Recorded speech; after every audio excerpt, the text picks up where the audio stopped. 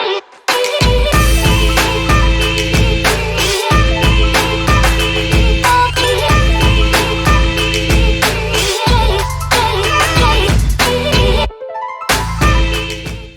might liven it up a little bit because I've given him a load of stuff. I've given you loads of stuff this week, mate.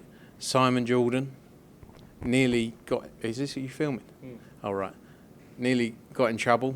Why? Well, yeah. So. My brother. Yeah. Yeah. What are you doing? Are we just? Is this interview going to just be me talking to the microphone? Well, I see that your favourites now with Cole. You, to be honest, have sort of. You're getting very arrogant. Oh my God! You can't say this in every interview. No, but it's a bit true. Stale now. But it's true. And you're dressed as a traffic cone. Do you have to keep doing it in front of Colm? Because Colm sits there like a little, you know, like that kid in the back of the class that enjoys watching other people get in trouble. Do it. Right, should we get on to some serious business? Rather than sort of just whatever this is? I feel like I should do the... See my point? I feel like I should do the intro anyway. Shout out the sponsors. Charlie Parsons, Boxing Social in association with William Hill and Empire Fight Store. Reflection on Regis Prograis fight? Yeah, look, not as entertaining as we maybe wish. You know, the first round, actually, we maybe thought we were in for a different type of fight. Zorilla didn't come to fight. And, you know, it wasn't a spectacular performance from Regis Prograis. A shame. But I think being in there with the best will bring out the best of Regis Prograis. And, you know, maybe that kind of fight will draw some of the other names that have been speaking about Regis Prograis into the fold. Bill Haney, anything of that tonight?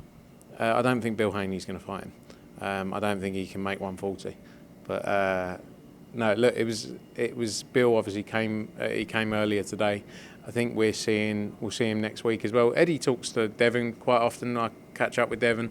We've known him for a long time. You know, we worked with him for a long, long time. So there's, I'm sure, discussions to be had there, and that will be a great fight. You know, other fights to be made as well. You know, Jack Castro as well is a potential. We saw him on the Woodlar undercard with a great performance, and I think that would be an interesting fight. Lots of fights to be made in the division. Let me ask you about Ramla Ali. Guzman with a real emphatic stoppage. Her team very emotional. Congratulations to them, obviously. They spoke about how much they'd sort of manifested this moment. Wasn't to be tonight. Do you think also Ramla could have boxed more to the amateur style?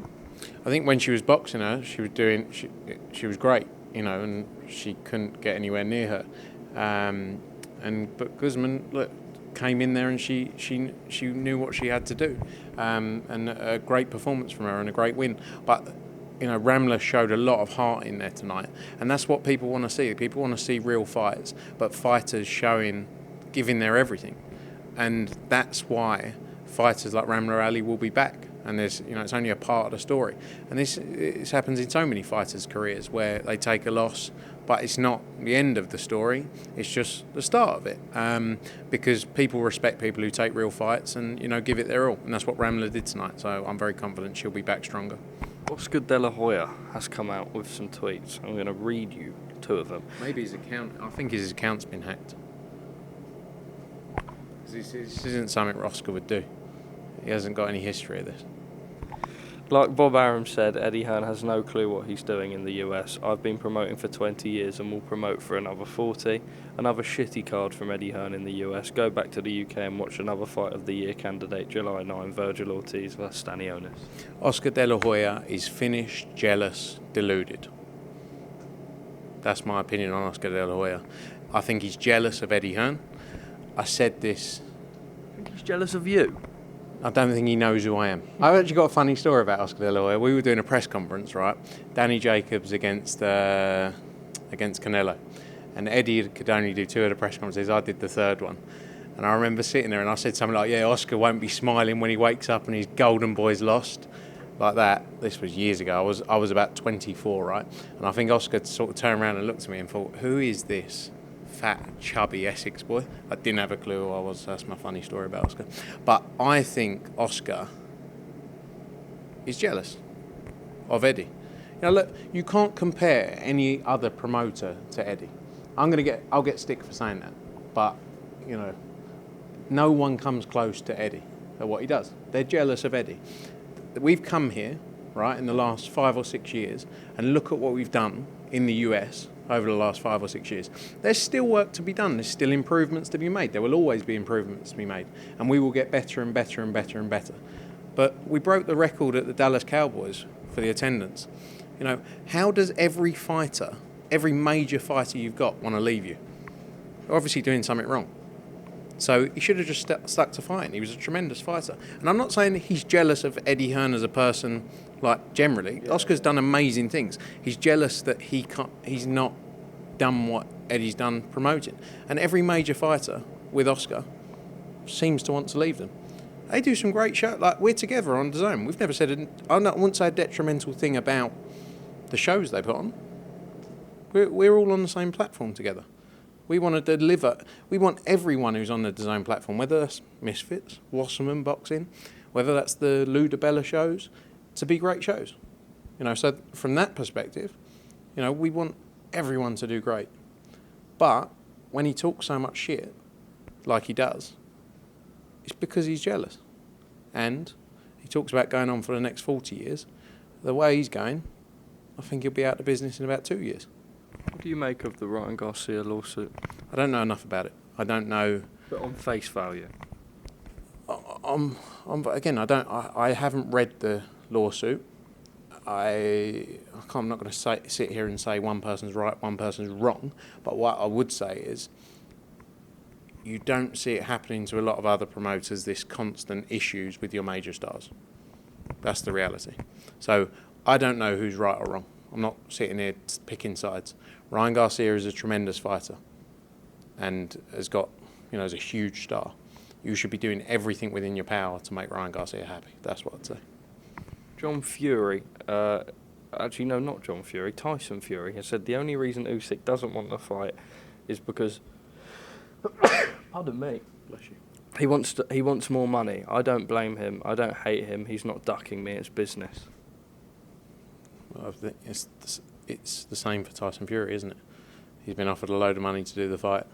It's all the same. It always, 99% of the time, everything comes down to money, doesn't it? I find that tone different to, well, I suppose not surprising, but 1 minute he's a gappy-toothed midget, rabbit, middleweight, and now he's a, you know, doesn't blame him for making sensible business decisions. That's the way Tyson Fury is, isn't it? Like, the reality is, that is Tyson Fury. 1 second says one thing, the next second says something else. One second he's taking the piss out of someone, next second he's saying you shouldn't take the piss out of people, it's not good. The next second he's fighting this person and he's fighting that person. You know, like, I don't really take too much of it into account. We just all want to see the best fights happen, and hopefully they will. But what he's saying is right, everything always comes down to money, is the reality. And sometimes it's one person being more greedy than the other, whoever that is. It's not really our business because they're neither of them are fighters. I hope Tyson Fury gets back out and fights. He's a brilliant fighter, great for the sport, and I hope he does the Usyk fight because it's a massive fight, undisputed, for sure. I interviewed Conor Benn earlier. He said he's going to knock out Chris Eubank Jr in the first round. Did he? Cool. I'm not getting involved in predictions of that fight as I didn't get involved in them last time. I just bloody hope it happens because I spent about a year of my life trying to make it happen. And I'm very confident eventually it will, and all the hard work will be worth it.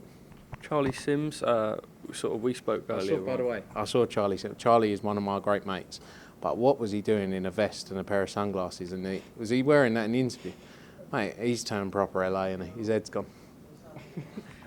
He said stadium fight could be a possibility if it goes to the UK. Reason being, I believe it was the highest grossing cancelled event in the O2 history. You knew it was going to be a big event, but maybe it over-exceeded expectations a little bit. If that goes in the UK, is a stadium a possibility? Conor and Charlie seem to think so. Yeah, I think so. I think it would definitely fill out a stadium for sure. I think that would be the plan, hopefully end of September. What sort of ground would you look at? I mean, you go London, right? Do you maybe look at like a Brentford stadium? Brentford? Yeah, but that's just a random, sort of 20, 30k capacity, or do you want to go bigger? This would sell Wembley. but you have to pick the right stadium, time of the year, obviously the football matches, etc., pitch. Tottenham is a very good example because of the way they can roll the pitch in and out, and you can do whatever you want there basically at any time of the year, providing they haven't got a game. I don't know why I said Brentford. Yeah, why did you say Brentford? Did you think we're going to do Eubank Benn at Brentford Football Club? I don't know why I've said that. Parsons, stick to what you're doing. Don't become a promoter, or if you do, go and work for Oscar De La Hoya because you're probably the same level of promotional skills. Can you see Oscar De La Hoya promoting at Brentford Stadium? I can't see Oscar De La Hoya promoting for very much longer, so let's see. Frank Smith, thank you very much.